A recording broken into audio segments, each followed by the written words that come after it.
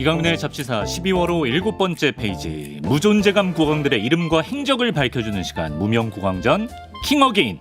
역사 호롱불 박광일 선생님과 함께합니다. 어서 오세요. 안녕하세요, 박광일입니다. 자, 무명국왕전 킹어게인 어느덧 세 번째 시간입니다. 이제 앞서 만나본 희종, 그리고 이제 특히나 지난 시간 정종 때에는 우리 박광일 선생님께서 진짜 조명을 최대한 세게 때려서 그렇죠. 정말 밝게 비춰주셔서 저희가 그분들에 대해서 알 수가 있었는데, 오늘 만나볼 왕은 조금은 이제 약하게 좀 비춰주셔도 많은 분들이 익숙하지 않을까. 그렇죠. 그리고 이름 자체에 빛광자가 들어가 있어서 광자 돌림. 스스로 빛나는 왕이기도 하고 또 때에 따라서는 약간 비판적으로 농담이긴 하지만 미친 거 아닌가? 그래서 그래. 이 광자가 미칠 광자가 있잖아요. 아, 그러네요. 빛날 광자가 있어서 요즘 뭐 드라마 제목도 그런 거 있지 않았어요? 뭐 빛나거나 미치거나. 그런가요? 네, 광종을 대상으로 한 저는 처음 들어봤는데 장혁 선생님 나오고 그랬던 것 같습니다. 그러니까 그 낱말 오늘 광종입니다. 어쨌든 근데- 고려사대왕 광종. 근데 예. 그 느낌하고 거의 비슷한 임금님이 바로 광종이에요. 그래서 광종은 연구자에 따라서 또 처한 어떤 방식에 따라서 평가가 굉장히 달라지는 왕이다라고 볼 수가 있을 것 같고 네. 앞에 말씀하셨던 해종이나 정종에 비해서는 굉장한 존재감을 드러내는 왕이라고 볼 수가 있습니다. 네.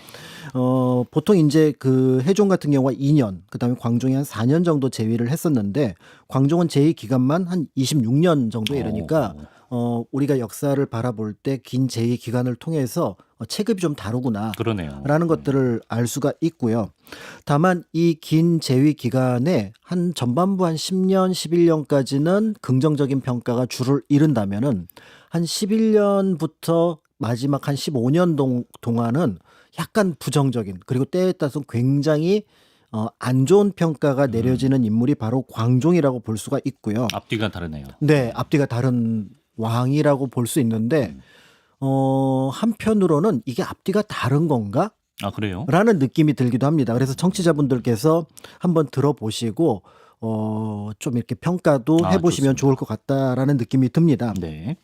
일단 초기에 업적이라고 할 수 있는 부분들은 재위 7년에 널리 알려진 노비안건법. 노비안건법, 노비조사. 그렇습니다. 그래서 좀 그 불편부당하게 노비가 된 사람들을 조사를 해서 다시 양인으로 만드는 그런 어떤 노비안건법을 시행을 했었고 네. 그다음에 2년 뒤에 그 유명한 우리나라 역사를 바꾼 과거제도 도입. 아, 과거제 도입이 광종이구나. 그렇습니다. 그렇게 해서 과거제도를 도입해서 쭉 이어가게 되고요. 그게 조선 때까지 이어지는 거예요. 조선 때까지 이어가죠. 다만 고려의 과거제도와 조선시대 과거제도는 제가 과거 시간에 좀 말씀을 드린 바가 있는데 고려에는 있는 과거제도가 승과가 있고요. 네. 무과가 없습니다. 그런데 조선은 승과는 없고 무과는 있고, 물론 승과가 아주 일시적으로 존재하긴 했습니다만은 전체 흐름 속에서 보면 없는데 이제 그런 차이점은 있다라고 볼 수 있을 것 같고요. 과거제도 어쨌든 시작한 게 광종이고. 그렇습니다. 그리고 이제 그 재위 11년에 조금 독특하게 이제부터 관리들은 위 품계에 따라서 옷의 빛깔을 다르게 입어라. 공복제도. 그 공복제도라고 하나요? 네, 이 공복제도가 있기 전까지는 되게 그 입고 싶은 옷을 입었대요. 아, 진짜요? 네, 사복? 그러니까 사복은 아닌데 이제 나름 관료들이 고민을 한 거예요. 그러니까 관료라기보다는 귀족들이 야, 오늘 그 조정에 나가는데 뭘 입지 그러는데 그때 그 태봉 때 입었던 옷 하면서 태봉 때 가져오고 그다음에 이제 신라계 귀족들은 그 신라를 계속 보면서 그 부러웠을 거 아니에요. 그때 입었던 옷을 입고 오고. 중구난방이네. 네, 그다음에 이제 또 다른 뭐 중국의 뭐 새로운 패션이 있다 그러면은 그거를 가져오니까 광종이 이렇게 가만히 팔짱 끼고 앞에서 보면은 옷 빛깔들도 다 다르고 또 그렇죠. 있는 집 사람들은 비단으로 막 화려하게 공작새도 아니고 신하들이. 맞습니다. 이제 그런 것들을 내 앞에서 임금 앞에서 어떻게 보면은 체계를 갖춰서 그 입을 수 있도록 했던 것이 바로 이제 공복제도입니다. 그렇기 때문에 이러한 내력들을 쭉 보면은 뭐 왕권의 안정, 그다음에 이제 과거를 통해서 귀족제도에서 이제 문벌 관료제도로 넘어가고 있구나를 보여줬다라는 점에서 높은 평가를 하는데 문제는 이제 재위 11년째 하국 관리였던 권신이라고 하는 인물이 그 당시 공신이었던 준홍, 왕동 등이 역모를 꾀한다. 라고 하면서 이때부터 이른바 대대적인 숙청 그리고 그래. 참소를 용인하면서 곳곳에서 고발이 들어옵니다. 그러면서 그 고발에 따르면 조사한다는 명목 속에서 귀족들이 이제 죽임을 죽어요. 당하는 어. 이런 상황들이 이루어지게 되면서 네. 결국은 나중에는 피의 군주라는 아, 그래요. 예, 좀 익숙하죠. 이름을 예. 갖게 됩니다. 예. 그래서 그 아들인 경종조차도 상당히 위기에 빠졌다라고 기록에 남아 있거든요. 그러니까 태자도 위기에서 벗어나지 못했다 이런 기록이 있는데 네. 결국 이러다 보니까 경종 때 이르러서 이걸 모두 뒤집는 음. 왕이 오르고 나서 뒤집는 평가가 있어서 네. 광종에 대한 당대 평가는 별로 좋지는 않았던 것 같아요. 아, 경종마저 아버지의 역사를 좀 이렇게 뒤집어 버렸다. 네. 아. 그렇지만 이제 그 광종에 대해서 또 한국 사람들이 좋아하는 것 중에 하나가 네. 중국과 관계 속에서 맨날 사대했는데 네. 이 광종은 나는 그런 거 없어. 나는 황제 할 거야. 광종 황제였어요? 황제를 칭합니다. 아, 그래요? 그래서 네. 이제 광덕, 준풍이라는 연호를 쓰고요. 어. 개경을 가리켜서 여기는 황제의 도읍지 황도 황도 이렇게 표현을 했습니다. 예. 그래서 고려 때 보면 왕들이 자신을 과인이라고 하지 않고 네. 지미, 아, 황제가 짐이라고 하는 거예요? 황제는 지미 이렇게 얘기를 하고 어. 보통 왕들이 과인 이렇게 얘기를 하거든요. 그러니까 황제의 어떤 격에 따라서 그렇기 때문에 앞에 이제 경종을 세자라고 하지 않고 네. 태자. 태자. 어. 그래서 이제 가끔은 사람들이 농담처럼 지금은 이제 찰수 왕이잖아요. 네. 찰수 왕세자라고 그러는데 그거 좀 너무 우리 관점 아니냐? 태자 아니야? 아, 왕태자? 이렇게 불러야 되는 거 아닌가? 라고 농담처럼 어쨌든 그 격의 차이를 얘기를 한 적이 예. 있었는데 역사과 계신 분들만 그런 농담하는 것 같은데요. 그런가요? 네. 그래서, 어쨌든 예. 그래서 이제 왕권 강화, 그다음에 이제 고려의 체제, 고려의 어떤 자존심 이런 것들을 세웠던 왕이다라는 평가가 있지만 네. 그런데 이제 당대의 평가가 이제 비판적이라는 것들은 조금은 고민해 볼 필요가 있을 것 같아요. 대표적으로 이제 최승로를 통해서 성종 때 활동했던 평가가 나오는데 이 최승로라고 하는 인물이 이 광종과 어떻게 보면 대척점에 있었던 귀족을 대변하는 인물이에요. 아, 예. 그러니까 이제 이 귀족을 대변하는 인물이고 광종 때 정치가 경종 성종연간을 지나면서 부정적인 평가를 받으니까 그런 것들을 염두에 두고 광종을 볼 필요가 있지 않을까. 더불어서 앞에 11년과 네. 뒤에 15년이 네. 다른가? 라는 생각도 저는 하게 돼요. 아, 오늘 얘기를 듣다 보면 마냥 꼭 다르지만은 않다. 근데 이게 계속 맥락 속에서 이어지는 부분들이 같은 있는데 사람이니까. 다만 이제 광종의 성격이 좀 센 것 같아요. 그래요. 그래서 이제 예. 그 센 부분이 반영을 하면서 나중에 이제 그 역모나 어떤 참소에 대해서 조금 더 적극적으로 반영하지 않았을까 이렇게 보여진다는 점에서 광종은 역시 그러니까 그 많은 분들이 알고 있는 것처럼 고려 초기에 굉장히 중요한 어떤 임금이다라는 걸 볼 수가 있습니다. 네. 아, 역시 뭐 생애 브리핑부터가 이전 왕들이랑 차이가 크네요. 네, 일단은 이전 왕들은 어디 뭐 한 줄 딱 적혀 있는 걸로 맞아요. 많이 덧붙여 주셨는데 네. 압축하고 압축해도 이렇게 업적이 많습니다. 그렇습니다. 광종이. 예. 기대가 되는데요. 재위 기간 좀 상반된 면모를 보여준 것 같지만 또 마냥 그렇지만은 않다는 광종에 대해서 본격적으로 알아보도록 하겠습니다. 앞선 혜종과 정종 같은 경우에는 이제 외척이나 호족에게 시달리다가 젊은 나이에 승하하지 않았습니까? 네. 광종은 즉위 당시의 분위기가 어땠나요? 네, 일단 그 분위기는 그대로 이어졌지만 좀 약해지지 않았을까 이렇게 봅니다. 왜냐하면 광종이 즉위했을 때가 그 고려가 건국하고 나서 한 30년이 지났을 때거든요. 네. 그럼 그때 예를 들어 한 40대에 그 어떤 공신이 됐다. 그럼 이때쯤 되면 한 70살 정도가 됐을 테니까 개국 공신들이 노쇠했다. 노쇠했을 거고요. 예. 그때 나이가 50, 60인 분은 사실은 이제 그 나이가 들어서 네. 평균 수명을 넘긴 거죠. 그렇죠. 예. 그렇게 했기 때문에 네. 실제로 공신들의 세력은 좀 약해졌을 것으로 보여집니다. 근데 문제는 이 고려의 공신이 네. 너무 많다는 거예요. 아, 그래요? 예, 태조가 책봉한 공신이 1등, 2등, 3등, 그러니까 3단계로 구분을 하는데 네. 1등이 4명, 4명? 뭐 그럴 수 있습니다. 네. 그다음에 2등 7명, 적은데요. 근데 3등이 2,000명. 아, 4명, 7명이 엄청 특별한 사람들이네. 그러니까 이 아. 3등은 제 느낌상 무슨 네. 참가상 같은 느낌이에요. 그러네요. 무슨 백일장이나 아니면은 그 사생대회 할 때 참가하는 사람들한테 모두 상을 준 것 같고 장려상. 예. 실제로 역사 연구자들은 이 2,000명 정도 되는 호족을 찾아보면은 이거는 거의 당대 고려 안에 있었던 모든 호족들의 수하고 맞먹는다. 방귀 깨나 끼는 사람들 다 넣은 거 같아요. 네, 그렇기 예, 때문에 예. 이들이 이제 우리가 알고 있는 공신에 올라갔다라는 거는 이제 어떻게 보면은 정책적인 면에서 모두를 포용하겠다. 아우르겠다. 이렇게 이제 볼 수가 있는데 네. 이분들을 가리켜서 이제 후대에 고려에서는 이분들이 사만일통, 사만을 하나로 만드는데 큰 역할을 했다 그래서 사만공신이라는 표현을 쓰고요. 네. 나중에 신흥사라는 절을 지었을 때 거기 벽에다가 공신들을 그려놨다 그럽니다. 그래서 네. 그래서 이들을 사만공신뿐만 아니라 사만벽상공신 이렇게 부릅니다. 그 2,000명도 다 그려놓나요? 그랬을 가능성이 있어요. 그래서 실제로 이게 다르다고 보기도 하고 네네. 같다고 보기도 하는데 구분하기가 어렵다는 점. 이게 왜 한번 제가 말씀을 드리냐면 네. 후대에 여러 나라 여러 어떤 공을 세웠던 사람들이 전부 다 자기 조상이 사만공신이다. 사만벽상공신이다. 그렇죠. 이러면 그게 굉장히 소수라고 생각을 하는데 네네네. 굉장히 많았다라고 그렇죠. 하면은 예. 그 분들을 평가하는 데 있어서 참고가 될 수 있을 것 같아요. 그래서 각 가문에서는 우리 집안이 사만벽상공신 그렇죠. 출신이야 그러면 굉장히 소수라고 생각을 하지만 이제 그렇지는 않다. 가문 단위로 가니까. 라고 볼 수가 있고 네. 더 나아가서 이제 나중에 기록이긴 하지만 문종 때 태조 때의 공신을 추증한 것이 3,200명입니다. 그러니까 광종 때 기준으로는 2,000명이 넘었고 광종 이후에는 다시 추증을 한 게 3,200명이었으니까 고려 초기에 어지간한 호족들은 다 공신. 이었다고 볼 수가 있습니다. 네.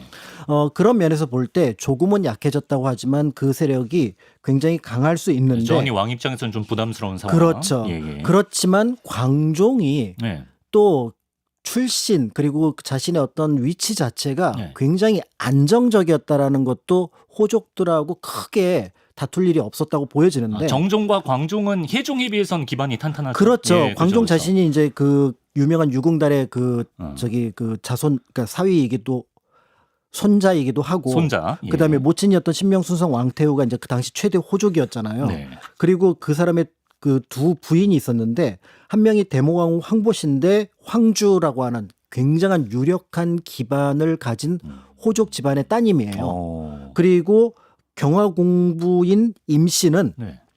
혜종의 맏딸입니다. 혜종 맏딸이랑 결혼한 거예요? 광종이? 그렇죠. 그러면은 이제 여기서 뭐가 문제가 되냐면 네. 대모광후 황보씨는 이복 여동생이고요. 예. 그 다음에 경화공주 임씨도 역시 이복 여동생입니다. 근친혼을 처음 시작한 게 광종이에요. 처음 시작한 게 광종이에요? 네. 그러면서 야. 여기서 이제 문제가 되는 게 뭐냐면 네. 대모광후 황보씨가 태조하고 그다음에 황보씨 사이에서 낳은 딸이거든요. 예. 그러면 성씨가 왕씨가 돼야 되잖아요. 그렇죠. 네. 아버지 성씨 따라야 네, 되니까. 그렇죠, 그렇죠. 근데 여기서 어머니 성씨는 황보씨를 따른 겁니다. 그럴 수가 있나요? 그렇게 할 수가 있어요. 그때는 그럴 네, 수가 있었어요. 고려 때는. 예를 들어 혜종의 딸이었던 경화공부인 임씨도 네네. 혜종의 왕씨면 왕씨, 왕씨가 되는데 여기 경화공부인 임씨, 어머니의 성씨를 따른 겁니다. 그래서 언뜻 보면은 네. 마치 다른 집안에서 들어온 네. 부인처럼 보이지만 네. 왕후처럼 보이지만 실제로는 모두 왕가다. 왕씨. 그러니까 최대의 호족 그다음에 왕실과 또 다른 호족을 아우르고 있었기 때문에 네. 광종으로 볼 때는 일단 호족들하고 뭔가 경쟁을 할 때 밀리지 않는 그러네. 어떤 그런 위치에 있었다라고 볼 수가 있는 거죠. 예.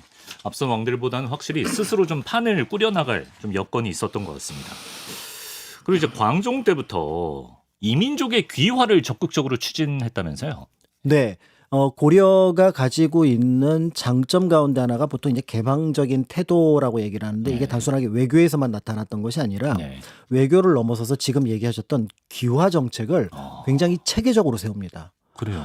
그래서 고려가 이렇게 귀화 정책을 세우게 된 배경은 네. 짐작할 수 있는 것처럼 정근대 국가의 국력은 인구수입니다. 그렇죠. 예. 그런데 고려가 건국할 당시에 나중에 이제 송나라 기록이긴 하지만 한 210만 명 정도로 기록을 하고 있어요. 전체 인구가요? 그렇죠. 210만 명? 그러니까 이거보다는 많았을 것으로 보지만 우리가 조선시대에 건국할 때 한 500만에서 600만 정도로 보는 것과 그렇구나. 비교해 본다 그러면 네. 그리고 또 그 이전에 후삼국에서 신라, 백제가 있던 것들을 모두 아울렀는데도 200만 명밖에 안 된다 그러면은 굉장히 인구가 적은 거예요. 그것도 놀라운데 그 와중에 공신이 2,000명이 넘네요. 그렇죠. 네네네. 공신 비율이 굉장히 높은 나라네요. 그러니까 네. 이 인구 인구를 충당해야 돼요, 빨리. 그러니까 이 인구 문제는 사실은 이제 뭐 군사 문제, 그다음에 이제 노동력에 해당하는 경제 문제, 세금 이런 것들에 영향을 끼치니까 당연히 인구 증대 정책을 펼쳐야 되는데 이제 사람들 보고 지금처럼 아이 낳아라 하더라도 네. 낳을 수 있는 상황이 아니잖아요. 흉년, 그다음에 노동 뭐 이런 것들 때문에 당시 정근대사에서 인구 증가율 또 그 유아 사망 비율이 굉장히 높았기 때문에 네. 그게 올라가지가 않습니다. 그러면은 이제 그때 이제 선택할 수 있는 방법이 뭐냐면 외부에서 끌어들여야 되는데 네. 당시 고려가 건국할 때 이 조건이 굉장히 좋았던 거예요. 왜요? 일단 네. 고려 주변에 통일 왕조가 없습니다. 지금 중국 땅에는 무슨 일이 벌어지고 중국 있죠? 땅에는 지금 5대 10국이라 그래서 한족의 나라들하고 네. 그다음에 일본 북방민족의 나라들이 각각 5나라 10나라를 만들어 가지고 서로 계속 왕조가 바뀌는 상황이구나 경쟁하는 상황이었고요. 혼란기. 그다음에 우리가 알고 있는 여진족, 거란족이 이때 다 분열이 돼 있습니다. 네. 몽골은 어디 있는지 보이지도 않아요. 이제 이런 상황이니까 네. 이 상황에서 더 나가서 그 거란족에 멸망했던 발해 유민들은 이제 고민하는 거죠. 우리는 어디로 가야 되지? 거란하고는 도저히 살 수가 없는데. 그렇죠. 예. 그러면은 갈 수 있는 방법이 바다 건너거나 아니면 남쪽으로 내려오거나. 고려로. 예. 그래서 우리가 알고 있는 발해 세자 대광현이 수만 명의 유민을 이끌고 들어온 것도 이 사실은 고려에게 볼 때는 귀화 정책을 쓰고 있는데 굉장히 반가운 일이라고 볼 수가 있는 건데요. 네. 이제 이런 면에서 볼 때 이제 중국의 한인들이 볼 때도 계속 왕조가 바뀌니까 그렇지. 뭐 한 7년 10년마다 한 번씩 바뀌어요. 피곤해요. 못 살겠어요. 네. 예. 그러면은 조금 저쪽 동쪽에 네. 저기서 뭐 대접을 잘 해준다는데 이게 소문이 들리면은 네. 이제 거기로 가겠죠. 들어오기 시작하고 네. 이러면서 한인들의 귀화도 늘어나면서 고려에서는 이 귀화인들을 또 쉽게 받아들일 수 있었는데 근데 대접을 실제로 잘해줬나요? 잘해줬어요. 어떻게 해요? 이제 들어오자마자 혹시 뭐 이제 그 주로 그 북방민족 같은 경우는 성씨가 없잖아요. 그렇죠. 그러면은 성씨를 줄게. 줘요? 우리 성씨를? 네, 그래서 예. 거기 부인하고 이렇게 결혼하면 부인과 관련된 성씨나 이런 성씨를 줘서 네. 마치 딱 이름만 들으면은 고려 사람인 것처럼 느껴지게 하고요. 예. 그래서 이거를 사성제도라고 얘기를 합니다. 네. 더불어서 형식적이긴 하지만 관직을 하나씩 줍니다. 관직도 줍니까? 네, 이야. 그래서 형식이긴 하지만 그래도 이렇게 뭐 사람들도 데리고 오고 그다음에 약간 뭐 가축 같은 것도 가져오면은 보상을 해줘야 되잖아요. 네. 그러면 이렇게 형식으로 하나 이렇게 뭐 관직을 동장이라도 시켜주는 거죠. 그렇죠. 예, 예, 예. 그러면은 예. 명예 뭐 이렇게 네. 이사장 뭐 이런 거 아. 해주면은 여기서 고려에서 나 대접받았어. 나 벼슬 했다. 네. 이런 느낌이었기 때문에 예, 예. 거기에 일정 양의 토지도 주어서 토지도. 네, 그러니까 귀하인들에게는 자급자족이 굉장히 중요합니다. 네, 유인책을 확. 왜냐하면 고려로 볼 때는 이 사람들이 여기서 정착을 해야 세금을 내잖아요. 그러네. 그러니까 정착을 못하면은 이게 그러니까 고려가 뭐 마음이 착해서 그런 게 아니라 정착을 해야 그렇죠. 세금도 내고 백성으로서 나중에 군역도 지고 할 거기 때문에 그 정도 한 4개월 정도의 땅을 줬다라고 기록으로 남아 있는데 그 정도의 토지를 주어서 자급할 수 있도록 하니까 네. 여기에 이제 많은 사람들이 고려로 가자. 우리는 고려에서 새로운 삶을 코리안 드림을 코리안 드림.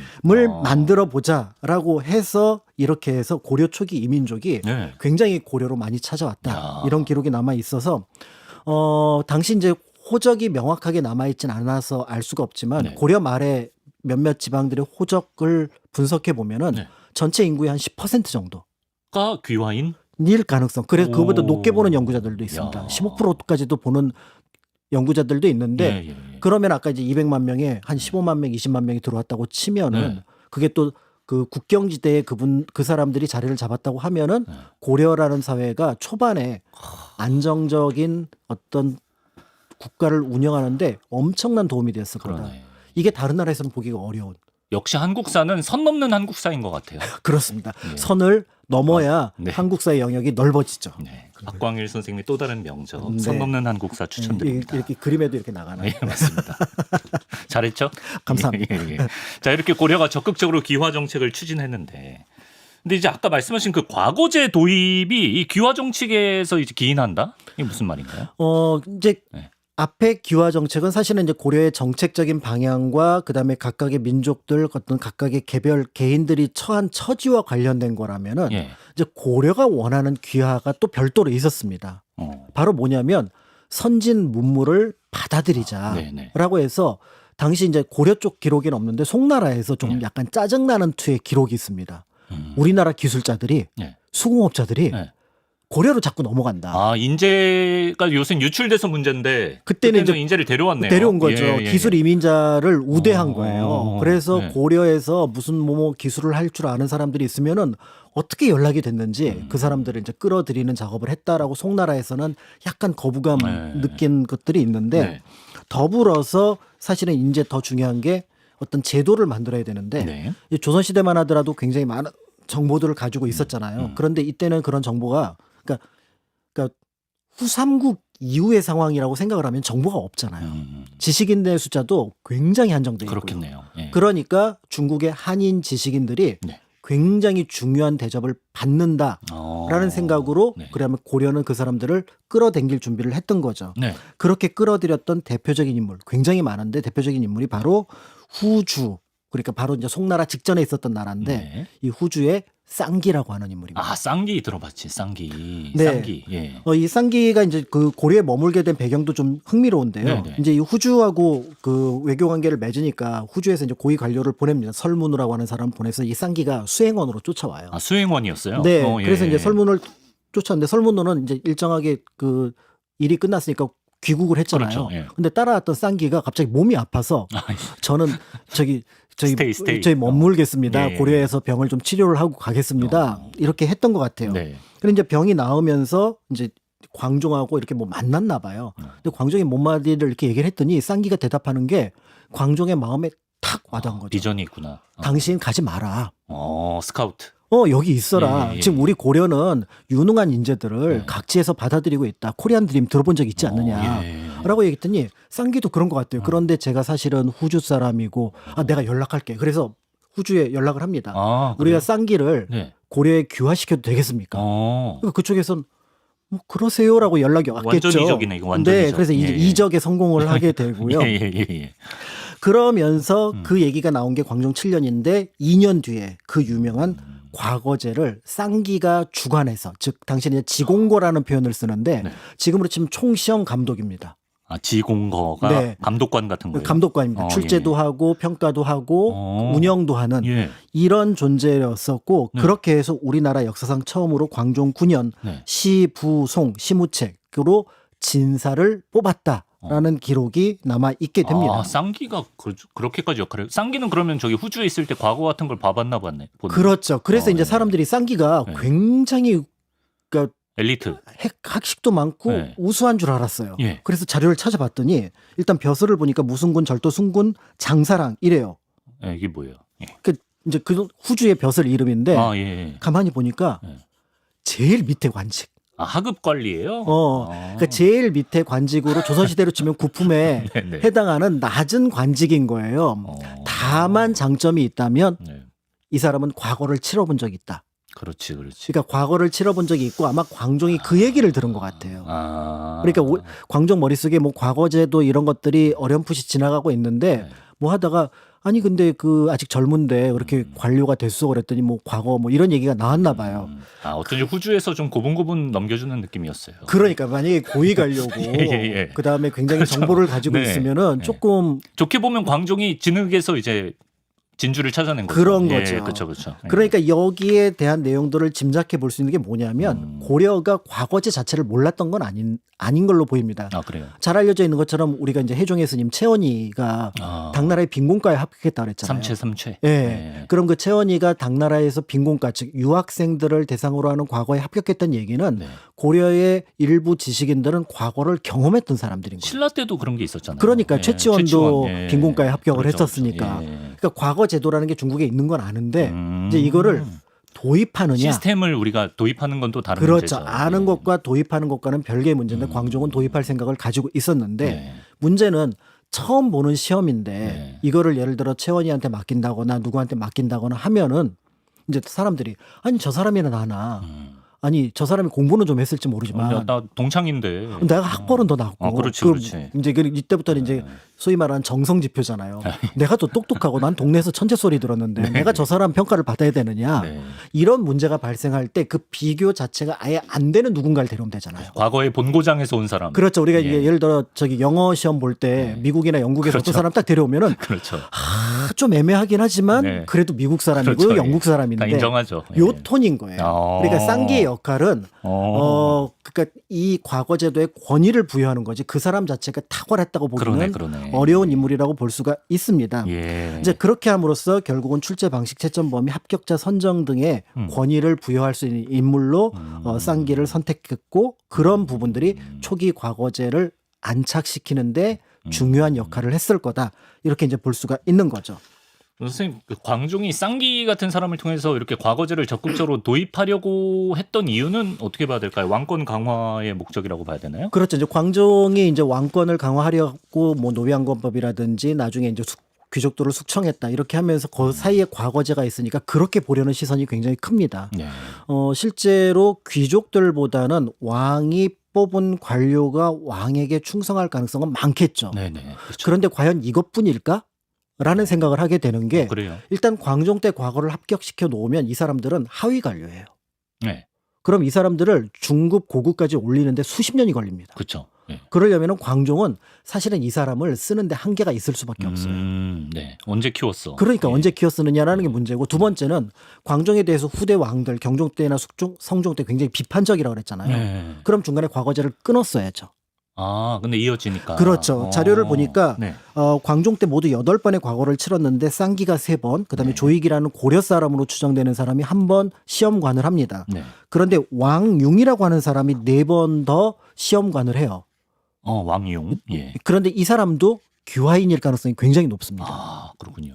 그런데 이 왕용이 경종 성종 때 광종이 죽고 나서도 8번 더 시험 감독을 합니다. 아, 네네. 그러니까 총 12번이나 시험 감독을 했는데 네. 앞에 4번은 광종 때, 네. 뒤에 8번은 경종 성종 때예요. 네. 이 얘기는 뭐냐면 체계 자체는 이어진다는 거죠. 과거제 네. 자체는 건드릴 게 없다. 아니라는 거죠. 그러니까 결국은 이게 광종의 왕권 강화 정책인데 광종을 위한 것이 아니라 고려 전반을 네. 문치 시스템과 네. 유교라고 하는 시스템을 받아들여서 네. 유교 안에는 가장 중요한 이념이 충과 효잖아요. 예, 그렇죠. 그러니까 이 충의 개념을 이제 퍼뜨려 나가려고 하는 거고요.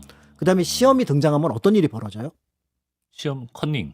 컨닝도 네. 중요하지만 네. 시험 과목, 과목. 예. 스터디, 아, 그렇죠. 그다음에 이제 시험과 관련된 여러 시장.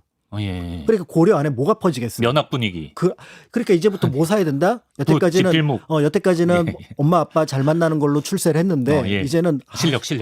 공부해야 되네. 그러면 이제 어. 학원도 등록해야 되고 네. 그다음에 논어맹자도 사야 되고 자치통감 아직 안 나오긴 했지만 네. 뭐 역사책도 좀 사야 되고 뭐 이런 분위기가 만들어질 그렇죠, 거 아니에요. 그렇죠. 그러니까 예. 이게 과거제 도입을 하는 것으로 귀족들 사이에 분위기 쫙 퍼져서 예. 어디로 이사 가야 되는지 좋은 선생님은 누군지 그렇지. 파락군. 예. 이런 얘기들을 만들어내는 분위기 자체로 고려라는 사회를 이전 신라하고 완전히 다른 나라로 만든 게 완전 체질 개선을 해버렸네. 그렇죠. 예. 그런 면에서 볼 때 왕권 강화라는 면이 분명히 결과적으로 영향을 끼쳤겠습니다만 네. 왜냐하면 이 사람들이 가까운 데에 있었던 사람들이었을 테니까 네. 그렇지만 조금 더 큰 그림으로 과거 제도를 볼 필요가 있지 않을까 이런 생각을 합니다. 그러네요. 근데 앞서 이제 초반에도 말씀하셨지만 한편으로는 이제 시무 28조를 쓴 최승로의 경우에는 광종을 비판하는 글을 쓰면서 특히 이제 과거제 들여온 쌍기와 같은 외국인을 두고 아주 쓸모없는 자다. 이들을 왜 중용했냐. 이렇게 못마땅한 시선으로 봤다고 하는데 최승로 같은 사람들은 왜 과거제나 이런 귀화인에 대해서 왜 이렇게까지 비판적으로 그냥 후대에 쓰여진 기록이기 때문인가요? 그렇죠. 그러니까 이게 이제 기록이 섞여 있다고 보시면 돼요. 그러니까 최승로가 비판하려고 했던 게 과거제였는지 광종이었는지 쌍기였는지. 네. 그리고 쌍기였다면 쌍기가 과거제를 들여온 걸 비판을 건지 광종에게 총애를 받는 걸 비판하는 건지 아니면 그 사람의 성격이 거만해서인지. 정답이 있나요? 정답은 아마 후자 쪽에 있는 것 같아요. 아. 그러니까 과거제 자체를 비판하는 게 아니죠. 예. 최승로는 유학자입니다. 네. 그럼 유학자가 볼 때 가장 이상적인 도구는 과거제거든요. 네. 그러면 과거제를 도입한 거는 비판 대상이 될 수가 없고 네. 그러면 쌍기라는 인물 자체에 대해서 비판을 해야 되는데 아마 그의 학식, 네. 그의 거만함, 그다음에 실력이 부족한데 누가 좋아해요? 광종이 좋아해 주잖아요. 네. 그 거만함 때문에 문제가 되었다. 광종의 치세에 네. 와서 좀 조언을 잘했으면은 네. 뒤에 이렇게 참소 문제나 고발 고소 문제를 네. 잘 정리를 했을 텐데 그걸 정리하지 못하지 않았느냐. 이런 비판으로 봐야 되는 부분들이 있는 거죠. 예. 그러니까 결국은 과거 제도나 어떤 그 귀화 정책보다는 네. 그 귀화 정책을 우대하고 그다음에 거기에 능력이 없거나 거만한 것을 비판한 것으로 보는 게 좀 적절하지 않을까 불공정으로 다가왔다. 이렇게 보여지고요. 네. 다만 이렇게 이제 길러냈던 관료들이 조금씩 자리를 잡아간 게 오히려 성종 때라는 성종 면을 때. 생각해 본다면 네. 최승로의 비판은 조금 시선을 그리고 네. 또 한편으로 경종 때, 성종 때 그 이전에 무고를 당해서 죽은 귀족들에 대한 안타까움 이런 것들이 반영된 시선으로 볼 필요가 있습니다. 지금 그 안타까움 때문에 목이 메신 게 아니고 감기에 걸리셨어요. 중간중간 목 풀면서 하십시오. 예. 아 근데 이제 광종하면 그 이제 후반기에 그 피해 군주 이미지가 저는 너무 익숙해서 네. 뭐만 광종 뭐만 하면 약간 반 귀족 정책 뭐 이런 식으로 연결이 좀 지어지는 것 같은데 이건 어떻게 봐야 되나요? 그 부분은 거의 조선시대 태종의 역할하고 비슷하다고 볼 수 있을 것 태종. 같아요. 예, 예. 그러니까 내 아들이 만약에 통치를 하는 데 있어서 공신이라는 이름을 걸고 또는 뭐 친족, 외척의 이름을 걸고 그 세종의 정치에 관여하게 된다면 그 정치가 제대로 될까를 광종은 스스로 완전히 이뤄내려고 했던 것으로 보여집니다. 네. 그러니까 초기에 있었던 그 참소 문제가 한편으로는 자신에게는 해종이나 정종 같은 상황이 될 수 있을 거다. 참소 문제라고 하면 그 반역했다고 고발한 그렇죠. 거. 예, 그 예, 반역을 예. 통해서 내 신변의 위협을 느꼈던 것들이 문제가 됐을 텐데 네, 네. 그런데 여기에 대해서 광종이라는 인물이 조금 너그럽고 네. 또 때에 따라서는 좀 아우를 수 있는 사람이었으면 모르는데 굉장히 성격이 강했던 것 같아요. 광종의 성격이. 네. 그런데 이 참소 문제가 계속해서 일어났는데 처음 누가 상을 받습니다. 네. 잘했어. 네. 그럼 그 다음에 조금 그 신분이 낮거나 아니면 관직이 낮은 사람이 승진하는 방법은 또 고발. 참소. 그렇죠. 그런데 광종으로 볼 때는 뭐 지금이야 뭐 여러 증거를 찾지만 당시는 자백이 증거였던 시기였으니까. 네, 네, 네. 그럼 계속해서 그 참소가 늘어나게 되니까 여기에 걷잡을 수 없는 불안감. 브레이크 없는 어. 페달이 계속해서 밟히니까 네. 결국은 이 상황이 우리가 알고 있는 귀족들의 숙청 작업. 그럼 전반적으로 이런 일들을 계속 겪어보면 내가 믿었던 제도 나한테 네. 어떤 나쁜 뜻을 품고 있고 제도 위험한 애고 네, 네. 이런 상황들이 만들어졌을 때 광종의 마음은 어땠을까? 그러니까 이게 결국은 나중에 악이 악을 낳는 그러니까 계속 악순환으로 나아가는 방법으로 됐을 그런 거라고 마음을 보여집니다. 가졌을 때 성격이 좀 유했으면 다른 접근 방식으로 했을 수도 있는데 네. 광종은 또 성격이 강했군요. 그렇죠. 예, 그래서 예, 예. 그 어떤 일이 있었냐면은 네. 그 광종이 이제 그 최지몽이라고 하는 굉장히 신뢰하는 신하하고 같이 귀법사에 행차를 했는데 네. 근데 절에 가셨으면은 예불만 드리고 오면 되는데 술을 드셨어요. 파티 하셨어요, 저기서. 네. 예. 근데 술을 드셨는데 예. 이유는 알 수 없습니다. 기록상으로는 알 수가 없는데 어. 최지몽이 예에 어긋나는 행동을 했다라고 합니다. 왕 앞에서 술 먹고. 예. 그러니까 좀 너무했어 뭐 아니면 뭐 반말을 하거나 뭐 이런 톤이었던 예, 거겠죠. 예, 예. 그랬더니 광종이 12년 동안 유배를 보냈어요. 징역 12년. 조선 세조는 봐줬잖아요. 예, 조선은 예, 신숙주가 세조에서 막 팔 비틀고 막 정인지 그래도. 신숙주 보고도 그래. 정인지는 구두 경고하고 네. 신숙주는 서로 팔 비틀고 술자리에서 일어난 일은 오케이다. 네, 그랬는데 그 취중에 있었던 일은 전부 다 불문에 붙인다였는데 광종은 12년을 때려버리는. 이게 술의 문제가 아니라 나 감히 나를 요런 톤이었던 것 같아요. 그러니까 이 부분이 네. 사실은 광종이 신하들을 그다음에 귀족들을 어떻게 바라봤는지라는 것들하고도 연관해서 볼 필요가 있지 않을까라는 생각이 들고요. 네. 그럼에도 불구하고 이 숙청 작업에 일정한 정도는 지킨 것 같아요. 네. 그러니까 주로 중앙에 있었던 어떻게 보면 충성스러운 신하들은 최대한 어떻게 보면은 배려를 했던 것으로 보여지는데 네. 예를 들어서 최고의 호족이라고 했던 박수경의 아들들이 감옥에 갇힙니다. 근데 몇몇 이제 그 인터넷에서 떠도는 자료를 보면은 그 아버지였던 박수경도 목숨을 잃었다 이렇게 되어 있는데 그냥 화가 나서 죽은 거예요. 열불 나서. 네, 그러면 이 정도였으면 그 가문을 더 이상 쓸 수 없어야 되는데 네. 그 후손들이 관직에 올라간 기록이 있습니다. 아 그래요? 그러니까 이거는 당대 그 사람들에게만 화를 미쳤고 예. 후손들에게까지는 화를 미치지 않았다는 점을 알 수가 있고 네. 그 다음에 그 쌍기를 포함해서 제발 귀화인들 너무 대접 좀 하지 마십시오. 도대체 뭐 하는 겁니까라고 맨날 간언했던 인물이 바로 누구냐면 서필이라는 인물이에요. 서필. 근데 그 서필의 아들이 누구냐면 누구죠? 서희입니다. 아 서희 아버지구나. 서희가 과거를 누구 밑에서 보냐면은 쌍기 밑에서 봐요. 아 그렇군요. 과거 합의격자인데 예, 예. 그러니까 이 느낌상 네. 그러니까 정책의 비판과 그 다음에 정치의 흐름은 약간 그 서로 다른 갈래 속에서 진행됐구나라는 것들을 볼 수가 있는 거죠. 네. 그렇기 때문에 노비안건법, 과거 실시, 공복 제정, 그다음에 노비 광종 때 숙청 이런 것들을 네. 하나의 맥락에서 막 주도 면밀하게 쭉 이루어진 것들이 아니라 각각의 필요에 의해서 이루어진 것들인데 결과적으로 광종은 어쨌든 왕권도 좀 강화를 하고 네. 고려도 좀 체제를 안정시키고 아. 그럼 체제 안정이라는 건 사실은 또 왕권 안정하고 연결이 되잖아요. 그렇죠. 예. 이제 이런 과정에서 성격이 좀 강하니까 여기에 대해서 뭐야? 하면서 일으켰던 것들이 뭐 노비안건법. 근데 내 마음에 드는 사람이 누구예요? 귀화한 사람들. 그 사람들은 백그라운드가 없잖아요. 그렇죠. 그렇죠. 그럼 왕밖에 없습니까? 왕의 이런저런 얘기들을 잘 맞춰줬을 거고. 그러면 옆에서 서필이나 이런 사람들이 보기엔 뭐 하는 짓입니까? 예, 예. 라고 하지만 그래도 저 사람은 똑똑한 사람인데 예. 라고 하는 그 느낌을 가지고 가지 않았을까 보여집니다. 이 역사를 큰 틀에서 보는 것과 또 세세하게 개별적으로 보는 게 균형을 좀 잘 맞추는 게 중요한 것 같아요. 네. 노비안건법 좀 더 소개해 주시면 좋을 것 같은데 이거는 어떤 맥락으로 봐야 이제 될까요? 광정의 노비안건법이 있는데 일단 노비안건법은 광종 때만 있었던 것은 아닙니다. 아, 고려에서요? 고려에서도. 그럼 전에 누가 했어요? 그 전에 누가 했었냐면 태조도 했었어요. 아, 왕건이 노비안건법을 도입했어요. 했습니다. 아, 그래요? 예. 그다음에 나중에 우리가 알고 있는 공민왕 때 전민변정도감. 아, 예. 이것도 일종의 노비안건법이에요. 아. 땅과 백성을 바로 살펴서 바로 잡는다. 네. 이것도 마찬가지로 노비안건법이거든요. 네. 그러니까 정근대 국가에서 왕이라고 하는 통치자는 네. 일반 백성들을 많이 만들어서 그래서 그 백성들이 군역도 지고 그다음에 세금도 낼 수 있도록 하는 건데 그런데 그 백성들을 귀족들이 침탈하게 되면은 국가 재정에 문제가 생기잖아요. 그러니까 노비로 데리고 있으면 귀족만 좋은 거고. 그렇죠. 귀족들이 네. 면세의 어떤 사람들을 계속 늘려나가는 거니까 네. 이 부분은 국가하고 이제 백성들하고는 코드가 맞는 부분입니다. 네. 근데 양인으로 복귀시켜 주면은 양인들이 세금을 국가에 내는 거고. 그렇죠. 그렇죠. 그렇죠. 예. 그런데 문제는 귀족들은 또 왕권을 지탱하는 바탕이에요. 그렇죠. 왜냐하면 백성들은 믿을 수가 없잖아요. 네, 네. 그런데 귀족들은 일정한 정치 세력화하면은 왕과 동일한 지배층이 되는 거예요. 네. 그러니까 이 줄타기. 줄타기에서 네. 왕이 어떤 걸 선택하느냐는 거죠. 그러네요. 그러니까 예를 들어서 지금 귀족들의 힘이 너무 강하다. 그러면은 백성들을 좀 힘을 실어줄 필요가 그렇죠. 있고 예. 그쪽으로 수를 좀 늘릴 필요가 있고. 네.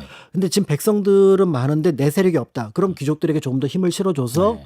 노급도 내리고 하면서 어떻게 보면은 조금 혜택을 주는 방식으로 가는데 광정이 볼 때는 지금 귀족이 세요. 너무 2,000명이잖아요. 그렇죠. 공신이. 예, 예. 그런데 그 2,000명이 한 10명씩 20명씩만 그 노비들을 데리고 있으면 그게 수만 명이에요. 그렇죠. 그럼 예. 고려 인구에서 200만 명이라고 하면은 그래. 15세에서 60세 남자 기준으로 하면은 거기서 한 30~40%일 텐데 네. 이 비율을 이 사람들이 세금도 안 내고 자기들의 배를 채우는 데 쓴다? 백성들을 키워줘야겠다 이런 라는 생각하겠죠. 생각을 예. 한 게 노비안건법입니다. 아, 다만 네. 태조 때도 노비안건법을 했는데 태조 태조는 때. 광종에 비해서 힘이 없잖아요. 태조가요? 통치력이. 그래요? 아직까지는 뭔가 귀족들의 아, 눈치도 좀 봐야 되고 네, 네, 네. 한 귀족이 만약에 반발하게 되면 그 일대가 다 반발하는 네. 그런 상황들이 만들어지는데 근데 왕건으로 볼 때는 백성들이 좀 늘어나야 되고 고민을 하는 거예요. 노비를 환속을 시켜야겠는데 그 면천을 시켜야겠는데 근데 귀족들의 힘은 봐야 되고 이때 선택한 게 뭐냐면 뭐죠? 결혼. 비용을 좀 지불하자. 아, 태조 때는 네. 비용을 지불하고 그러니까 귀족들한테 노비에 아, 해당하는 비용을 일정 정도 지불하자. 나라에서 네. 그럼 광종은 비용도 지불 안 하는 그렇죠. 거네요. 전혀 대가 없이 안건법을 하니까 네. 그러니까 이제 귀족들이 크게 반발한 그러네, 거고 그러네. 그거를 가장 대표적으로 했던 인물이 최승로입니다. 최승로. 그러니까 예. 광종에 대해서 좋은 생각을 가질 레야 생각이 가질 없는 수가 거예요. 없어요. 예. 네, 그러니까 큰 기업들이 아니 그때 우리 불용 자산이라고 전부 다 막 국가에서 뺏어가고 막 기업들이, 이러면 예. 그러면은 그 사람은 친기업이라고 볼 수 없지 않느냐. 네, 네. 네, 이런 톤인 거예요. 예. 그래서 경종 성종연간에 이 노비들 중에 상당수를 다시 환천을 시킵니다. 환천 양인이 됐던 노비들을 다시 천인으로 만드는 와. 작업을 해요. 그러니까 다는 못했다고 하더라도 이유가 될 만한 사람들, 예를 들어서 뭐 주인에게 무례했다거나 아니면 주인을 고발했다거나 이런 사람들을 찾아가지고 다시 환천을 시키는 작업을 했다는 점에서 그 귀족이냐 백성이냐 선택하는 게 왕마다 고민이네요. 그렇죠. 성종으로 볼 때는 이제 문치의 기반 속에서 이제 그 관료들의 지지를 받는데 여기에 이제 성종은 하나 더 걸리는 게 뭐냐면 네. 이른바 노비는 국가가 주인이냐 각각의 귀족이 주인이냐라는 또 이념 문제에도 걸립니다. 아, 이념. 그렇죠. 그러니까 귀족들은 뭐라고 주장하면은 저 노비의 주인은 나다. 네. 국가가 아니다. 네. 그런데 광종은 뭔 얘기냐? 모든 백성은 국가다. 국가다. 주인은 국가다. 네. 이런 관점들이 성종때 연간에는 유교적인 이념이 조금 더 확장되면서 아. 약간 그게 귀족 집안 단위로 것이다. 풀려나가면 그게 귀족들에게 조금 더 설득력 있는 이념으로 만들어지고요. 네. 유교 국가의 가장 큰 특징이 유교 체제의 가장 큰 특징이 뭐냐면 네. 신분 제도의 인정입니다. 그래서 신분 제도를 명확히 하는 것으로부터 국가가 다스려지고 통치된다라는 것들이 이념이었기 때문에 네. 광종 때는 그런 어떤 흐름이 좀 약했다면은 성종 때는 굉장히 강해서 이제 그런 것들에 힘을 얻어서 최숙로가 광종을 비판할 수 있었다. 이렇게 볼 수가 있는 거죠. 네, 그런 맥락에서 우리가 너무 단편적으로 접근하면 광종을 평가하기가 너무 어려운 일인 것 같아요. 네. 좋습니다. 지금까지 피해 군주라는 또 별명이 있지만 과거제를 도입하고 노비 안건법을 정착시킨 업적이 있는 고려 4대 왕 광종에 대해 알아봤습니다. 우리 광일 선생님 괜찮으시고 코로나도 피해 가셨던 광일 선생님 네. 기침을 하시네요. 네. 박광일 선생님 말씀 고맙습니다. 감사합니다.